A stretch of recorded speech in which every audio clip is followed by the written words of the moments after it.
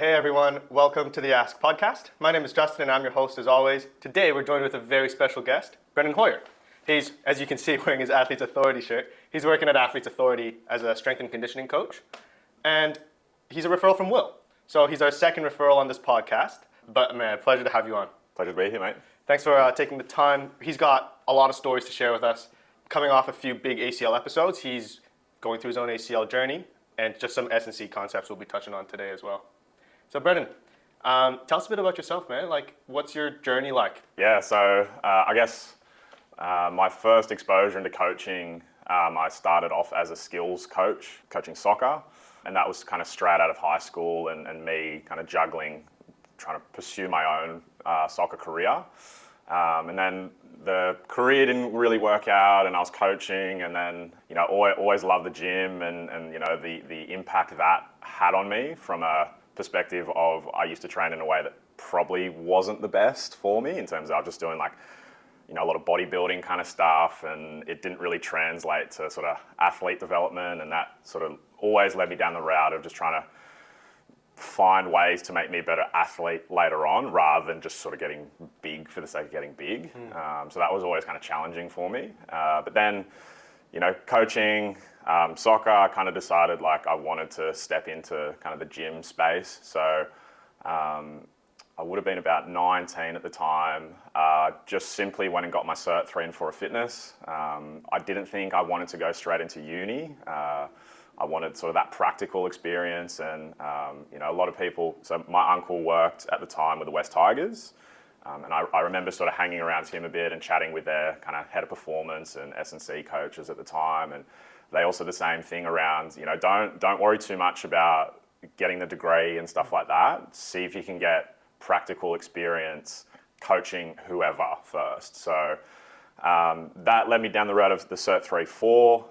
I got myself a job as a gym instructor at a Fitness First, which then led on to me essentially like running my own business in a Fitness First, which it's a trial by fire.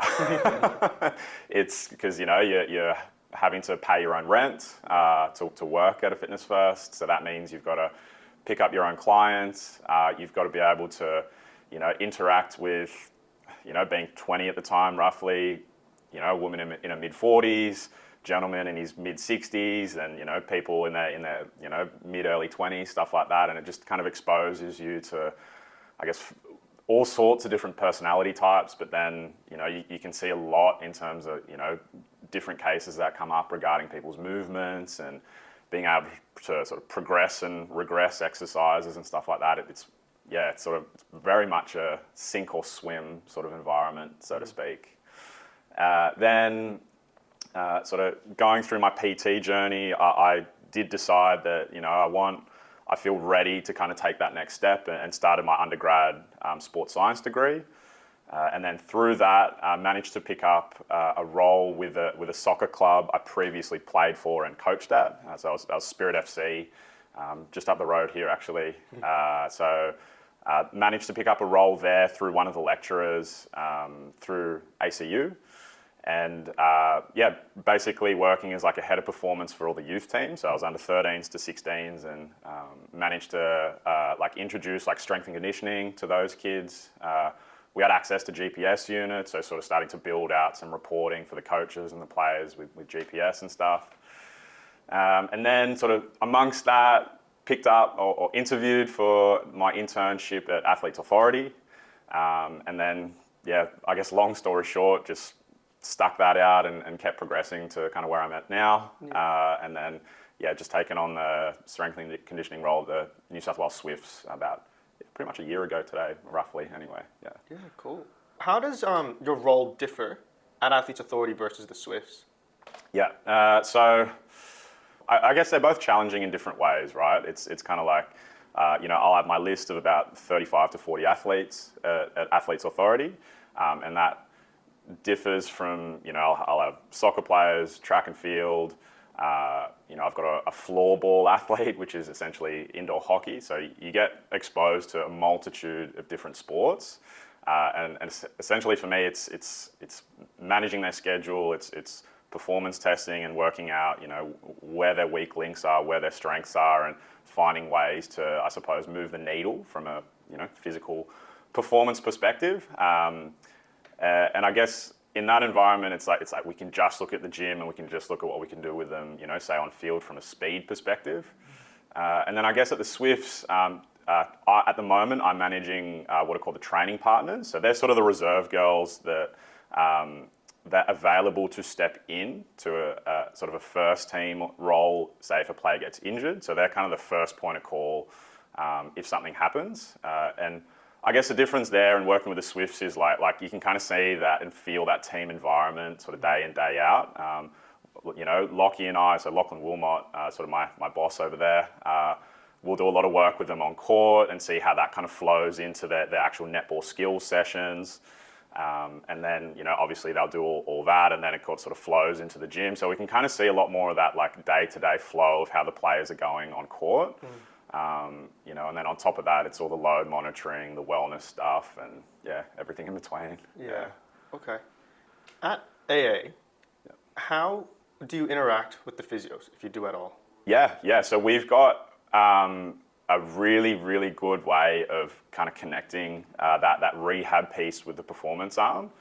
So say, for example, say if I've got one of my athletes who's let's say they've picked up, like a, low-level hamstring strain or whatever it is. Typically, I'll try and get that athlete booked in to see one of the physios upstairs straight away. If I'm around, I'll sometimes sit in on that appointment, not always though. But otherwise, as soon as that athlete's gone through their assessment with the physio, I'm sitting down with the physio and we're kind of collaborating in terms of modifying their program straight away. So that, it's that idea of like if an athlete gets, say that low-level hamstring injury, it's like, yes, we need to allow it time to heal, but we also need to keep the body as a system prepared so that we can keep as much going as possible. So it's like we want to modify instead of missing, and we'll modify their programs away so that we can keep the athlete ticking as many boxes as possible without kind of obviously flaring up the injury and just making sure that it's progressing as best possible. Yeah. And I guess as a general training structure at Athletes Authority, do they sign up for one session? Do they buy a pack? How does that work? Yeah, so currently we have 12-month contracts that our athletes will sign. And typically we'll communicate that from the perspective of we don't sell the bells and whistles of saying that, come in for 8 weeks and it's going to change your life. Because while, yes, you're going to see improvements, to make really good gains, it's going to take a year to start to see some really, really good transfer. So, 12-month contracts. We've got a flat price, a little bit different between a rehab program and our athlete development program that they'll pay weekly. And essentially from there, it's like a subscription model. So you're not paying extra to come and use our recovery facility. You're not paying extra for doing an extra session that week. It's just a flat price, the same for everyone. If you're in ADP, a little bit cheaper, rehab, a little bit more. And essentially we're trying to incentivize the athlete to use it as much as possible. So, say in an off season for a footy player, as an example, that they could be lifting 4 days a week. We'll encourage them to come in and use, recovery, maybe on a 5th or a 6th day.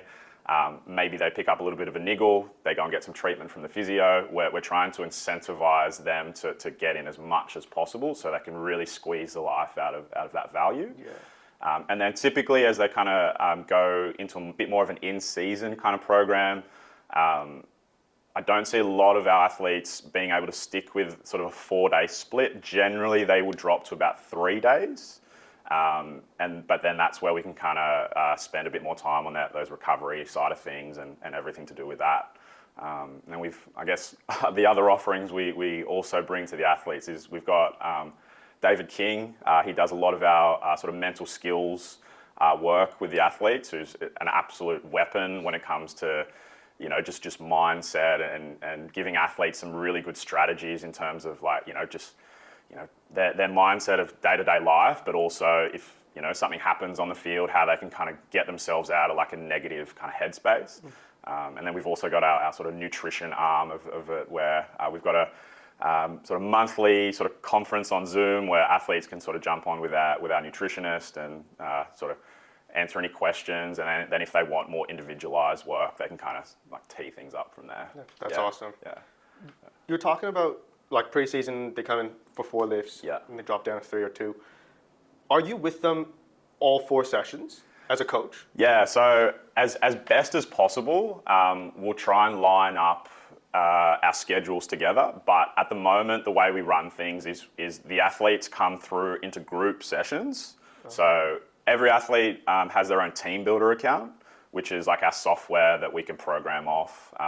So each athlete will have their own program, but they come into group sessions and get coached through their own program. So we want to create that feeling of almost group fitness and that community that something like that can provide, but also give them that exposure to like their tailored program for them. So as an example, say if we've got 6, 7, 8 a.m. sessions in a morning, Monday, Wednesday, Friday, there could be if it's a quiet session, maybe 5 athletes. If it's a busy session, up to sort of 15 to 20 athletes. Yeah, all rolling through their program, and typically we'll have sort of two, maybe 3 kind of senior coaches or / junior coaches, and then anywhere between sort of 1 and 2, maybe 3 intern coaches sort of assisting those sessions. And so they're doing each like of their own individualized programs, but just with other people. Correct. Yeah, and that's not to say that everyone is doing something totally different. It's more around, say, you could have a soccer player and an AFL player as an example. They're both doing, let's say, a box squat as their key lift for that day.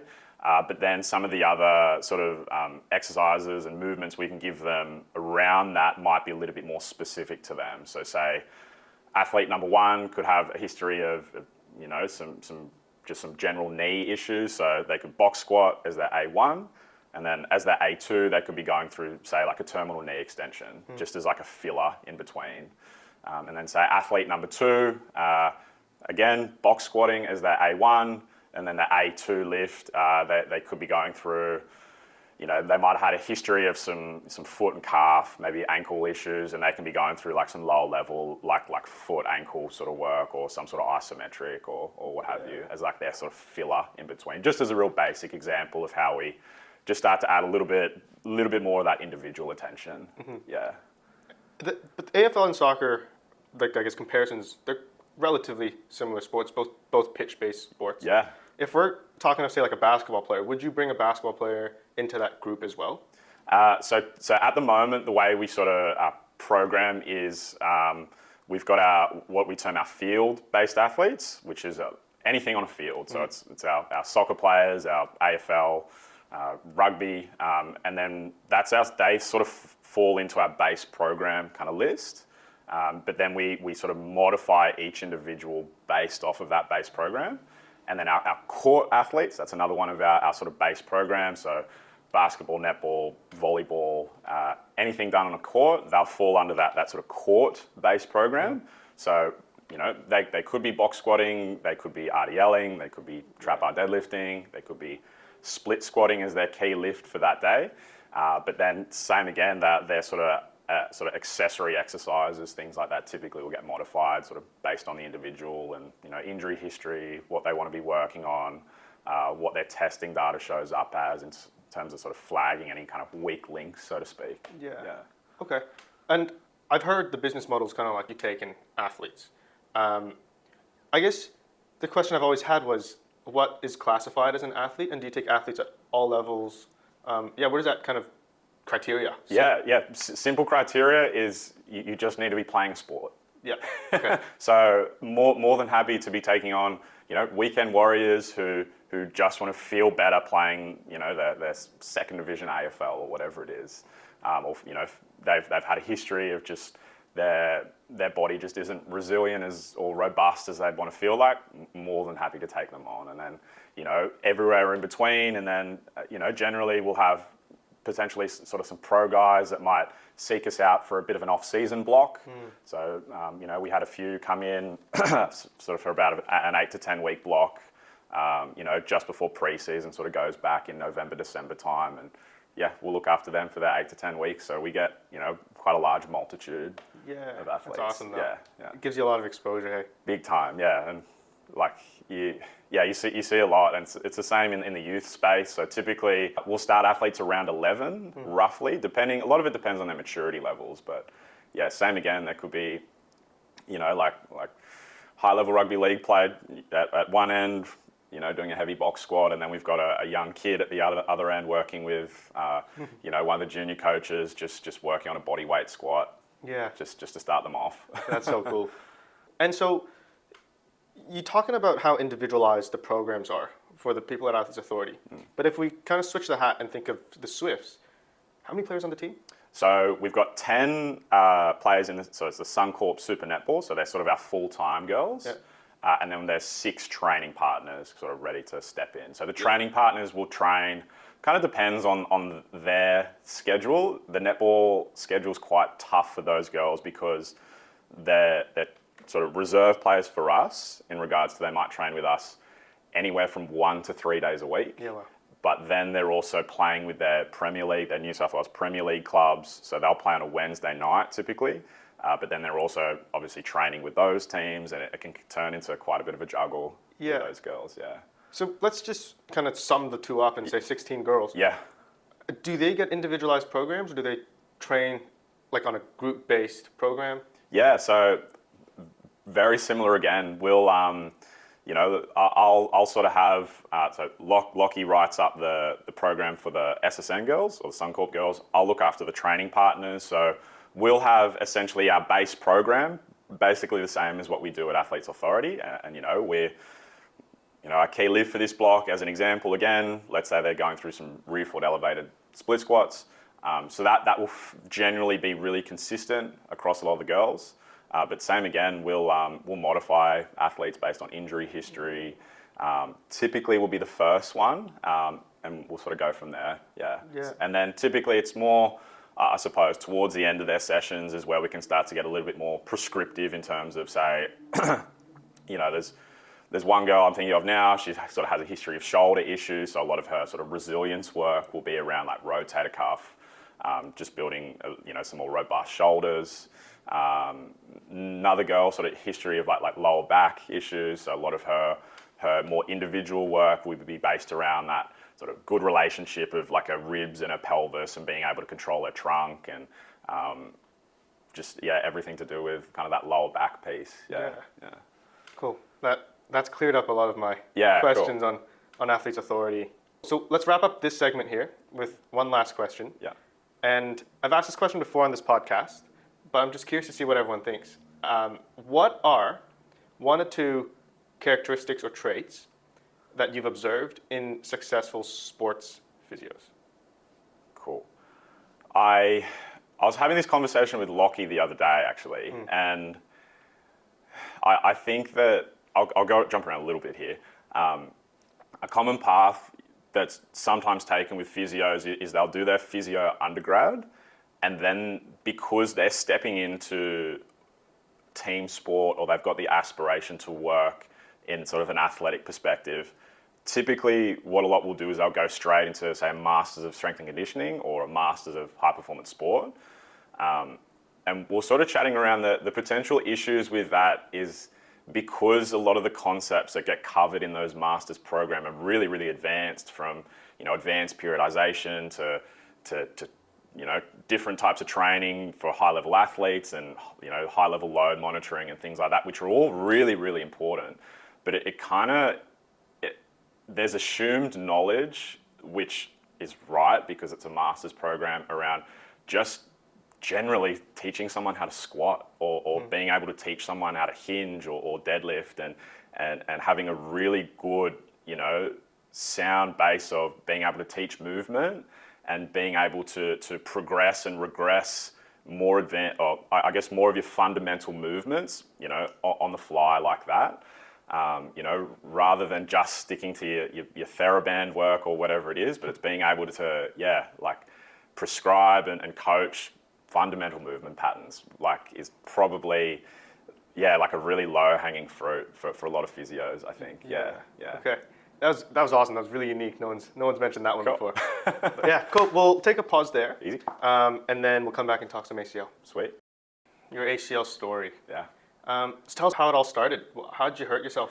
Yeah, so I was playing in just a local six-a-side soccer sort of comp on a Thursday night. Nothing crazy at all. And had the ball, was sort of running past a defender sort of on a 45-degree angle. Took a bit of contact up top, and then just my knee just sort of, foot hit the ground, just dumped straight into that classic sort of valgus mechanism. I felt and heard like 2 clicks straight away. Wasn't overly painful, but I was very certain as to what had happened. I was like, I know the mechanism. I felt it. I heard it.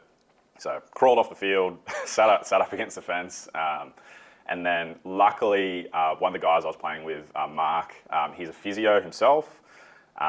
So came over and he did the Lockman's test, and tested my left one, felt a nice, just that click, clunk, ACL catching on, and then tested my right one, and there was just absolutely nothing kind of giving response. I suppose luckily enough, he sort of had the the balls, I suppose, to tell me he thinks I've done my ACL.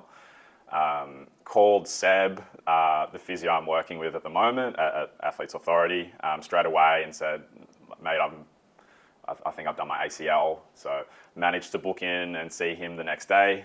And then, he confirmed it as well. Got a scan just to see the extent of the damage later that day. There was MCL involvement, no meniscus, thankfully, and just clear rupture of ACL.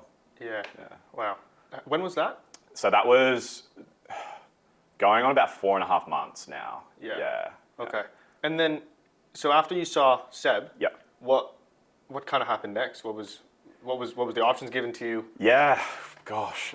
So get the scan. I trained that day. I also presented to the interns that day. Funnily enough, because I just wanted to keep some form of normality in my life going, and also, I think it's really easy for people when they go through a pretty horrific injury to feel like they need to sit down and just not do anything. But like we were sort of discussing earlier, like modify, don't miss, keep as much going as possible. So I was doing leg press, just light, nothing crazy. Yeah, wow. I had some BFR cuffs on. I was RDLing. God, I'm just trying to think back. I was doing stuff for my uninjured side, so a lot of single leg work on that side. So I trained that day. Yeah. Got the scan, and then my sort of the options were like, well, let's book in and see a surgeon. So got one opinion, and it was a very long wait list to get a quad tendon graft. Also very expensive as well to go through the private system. Sort of sat on that for a little bit, and then Justin Richardson was really helpful in regards to putting me in touch with another surgeon he's worked with. So that was David Dr. Bro at Prince of Wales in Randwick. His wait list was about 90 days, opting for a patella tendon graft. He said he could do quad tendon, but it's been a little while since he's done one, so I think I was pretty happy for him to go with patella tendon. And I've got that surgery booked in for about 2 weeks' time. Yeah. Okay. And so you've mentioned the quad graft, patella tendon graft. Was hamstring graft ever in consideration? Yeah, I think I did have a lot of thoughts around which graft. Because I've seen so many rehabs go through Athletes Authority, which is, I suppose, really comforting for me in regards to, like, I know exactly what the process is, and I've seen so many people go through it before. I think for me, with the graft choice, it's kind of like pick your poison, so to speak. It's like, what sort of deficits are you going to be able to deal with in the long run as best as possible based on what sport you play, I guess, if you're someone returning to sport, and what lifestyle you kind of lead as well. So for me, I wanted to get back to, if I don't play soccer again, at minimum, I wanted to get back to a lot of the sprinting that I was doing.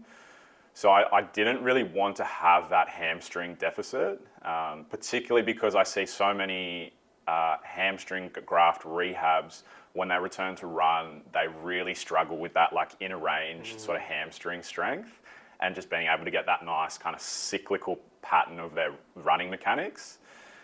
So I didn't want to have to try and deal with that in the long run. And I thought I'm fairly strong through sort of my quads and my squat pattern, so I feel like I'll be able to deal with the deficits that a kind of patella tendon graft brings. Yeah.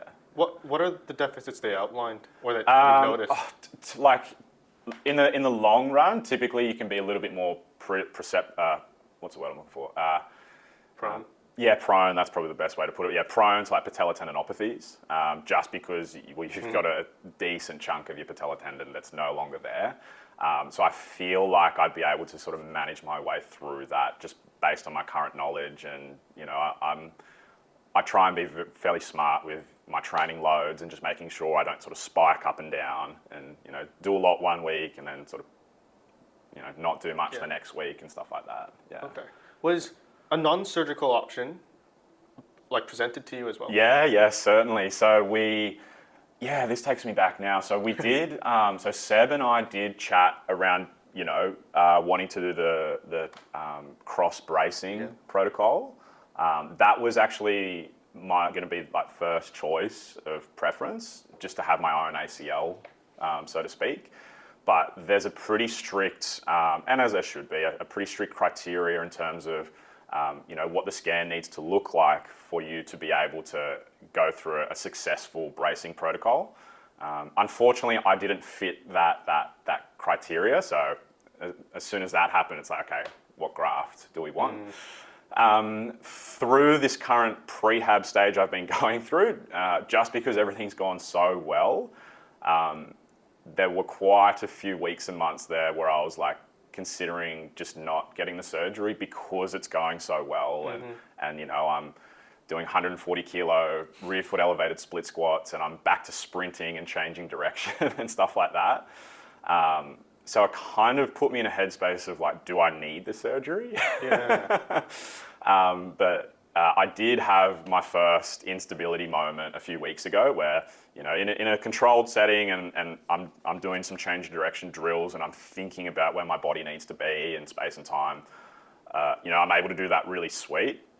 But when I had my instability moment, it was just a very innocuous moment where I wasn't really thinking, and I had a slight pivot shift sort of mechanism, and I felt it go, so to speak. Not awfully. A little bit of swelling, a couple of days just to settle it down, and it was fine. But I was like, okay, it's probably a good thing I've got it booked in and stuff like that, because I don't think that's something I want to keep dealing with, you know, into my 40s, 50s, and later in life. Yeah, absolutely. But we'll talk about that rehab, but I kind of want to bring it back so that we talk about this chronologically. Yes. Those first couple days. Yeah. What was that like, pain-wise, function-wise, like swelling, all of that? Swelling, I did have a fair bit of fluid. It wasn't awful though, compared to what I've seen some others go through. So it was fairly controlled in that sense. Pain-wise, fairly manageable. You know, I think probably the biggest thing that we found, and you know, the guys at work were really accommodating, was just you know, making sure I wasn't on my feet for too long in terms of like coaching and things like that. So I think I did have a few days away from coaching, but wanted to get back into it, you know, as soon as possible. And the only thing I really noticed was, say, if I was on my feet for about 2 hours, it started to get a bit sore. So I just kind of stepped off the floor at that stage. General pain, like aside from that, it was fairly controlled. I think I was definitely lacking like that sort of terminal knee extension and being able to get that without pain. That's sort of all that really kind of flags up for me. Otherwise, it was a fairly controlled one. Okay.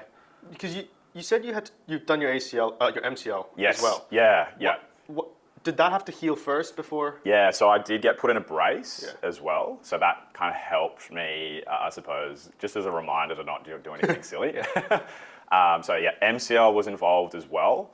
And then, yeah, put in that sort of ROM brace, limiting full extension and too much flexion. And then that just got gradually opened up, week to week based on what Sebi thought and how I was progressing. So I was probably out of the brace fully maybe 5 weeks after roughly. Yeah. Okay. Right, let's talk about prehab. Yeah. What was that journey like? But just to preface where my thinking's at the moment, when we think ACL, I guess the biggest takeaway is kind of to restore that terminal knee extension, like get that quad firing up as quickly as possible. But also, you just mentioned how you were in that brace. Yes. And it stopped you from going into that terminal knee extension. So how did that balance come? Yeah, I think it's an interesting one. I think early stages of not being able to get into that full extension, I was doing endless amounts of like just VMO activations and just keeping that sort of, it sounds a little bit vain, but that like kind of mind muscle connection with being able to like, just like switch my VMO and my quads on and just keeping it alive, so to speak, just with whatever I could do. So literally sitting in bed or sitting at the desk or whatever, just spending, if I'm watching something, just as I'm doing now, just squeezing my quad and just making sure I've still got that kind of some form of connection there. And then sort of aside from that, in terms of the quad loading, it was simply just training. It was normal training in the range of motion that the brace allowed me to do. So, going through some low level like step up and step down variations. We did a lot of leg press just within that range of motion that I could go through. Eventually building into some leg extension based movements with BFR cuffs. Just to elicit like a little bit more of that kind of hypertrophy response. Just whatever we could do in that range of motion, pain, very much pain free. To keep the joint happy was really key. And I think to kind of bring up another point, I think it's really common for people to sort of go within that. You might have heard like a 3 out of 10 and below. Yeah, I think from what I've seen and felt and sort of coached people on as well, I think if it's joint related, for a knee especially, I reckon less than 3 out of 10 pain, like you want it like 1 out of 10 or below, almost no pain. Because I find if you push through a little bit, it just starts to create a little bit of an angry joint, and then you can start to lose that ability to have your quad and VMO firing, so to speak, like as you want. Just creates that like bit of inhibition. Yeah. I think back to my own training, and I can see that. Even nothing like knee joint related, but like even something like a patella tendinopathy. Like that, when that flares up, the quads just turn off. Yeah. I see that.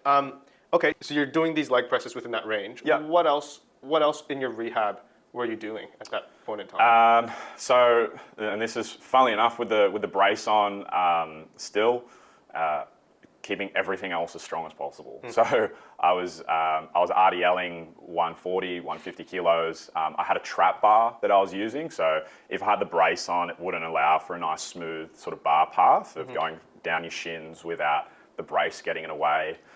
Whereas the trap bar allowed me the room to go through that range of motion without the brace being an issue. So yeah, built up that really, really strong hip thrusting, in a range that I could in terms of that sort of degree of knee flexion, building that up nice and strong, isolated like lateral hip work. I think keeping the pelvis alive as well in terms of like working on some hip lock positions. So the idea being like when we run and we strike the ground, so my left foot, I want my left hip to stay nice and locked so that my right hip actually rises a little bit. So even having some sort of connection to the pelvis in that way, isolated sort of knee flexion based hammy work, again in that range that I could go through. So, some hamstring slide outs with the sort of sliding discs. Um, yeah, yeah, Yeah. Okay. And because you're talking some big numbers, yeah, like 140 RDLs, was it? yeah, yeah. Did you find that, like post injury, your strength anywhere, like your quad strength, even your hammy strength, did that take a hit immediately, or were you okay to keep going? It did take a hit. I think, thinking back, it took a hit more based on my confidence, so to Okay. speak. So definitely like the quad, the feeling of my quad and being able to go through knee dominant base movements, that definitely took steps back into, I was doing step ups and step downs just to a sort of 15 centimeter box, and my range of motion was very limited. So that definitely took a hit in regards to, well, that's the best I can do, but it keeps something going. Yeah, so I think the quad dominant base lifts definitely took a step back, and even taking some girth measurements of my quads, there was some atrophy there.